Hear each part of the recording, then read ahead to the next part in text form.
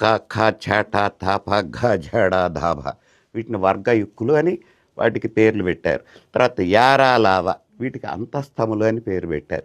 శేషాసాహ వీటికి ఊష్మములు అని పేరు పెట్టారు. అంతస్తములు అంటే అంత యారా లావా మాట్లాడేటప్పుడు అక్కడే ఉంటుంది నాలుక మీద అక్షరం. తర్వాత శేషాసాహ అన్నప్పుడు ఉచ్చారణలో కొంచెం మన ఊపిరి బయటకు వచ్చినట్టు గాలి బయటకు వచ్చినట్టు వస్తుంది.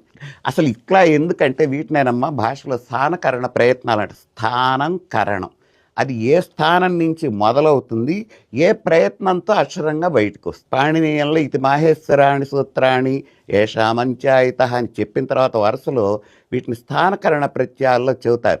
అకుహ విసర్జనీయాం కంఠ ఆ కా ఖ గ ఆ ఒకటి కా అంటే కావర్గం మొత్తం ఆ క ఖ గ ఘ ఞ విసర్గలు వాటిని కంఠంతములు చూడండి. ఇక్కడ కా ఖ గా ఘ మీరు చూసుకోండి, ఇక్కడ కదులుతుంది స్వరపేట కంఠములు అన్న. అకుహ విసర్జనీయ కంఠ ఇచు యశానాంతాలు ఈ ఛ జాఝ పలికేటప్పుడు నాలుగు వచ్చి ముందు పళ్ళకి తగులుతుంది కదా. రుటు రసాణం దంతా రు టాఠ డాఢ రుటు రసాణం మూర్ధాన్ని కదులుతాయి. రు టాఠ డాఢ అన్నప్పుడు నాలుగు వెళ్ళిపోయి అంగిలు కొట్టుకుంటుంది. అవి మూర్ధములు. లుతు లసానాం దంతాహ లా తాథ దాద్ధ అన్నప్పుడు నాలుగు వచ్చి దంతాలు కదా.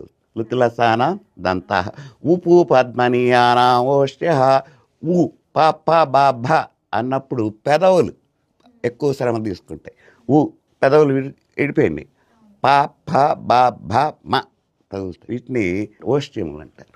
ఉపు పద్మనీయానాం ఓష్య జ్ఞమగణనా నాసికాచ జ్ఞానామాలకి నాసిక దగ్గర ప్రయత్నం జరుగుతుంది. ఐదవతో కంఠతాలు ఐ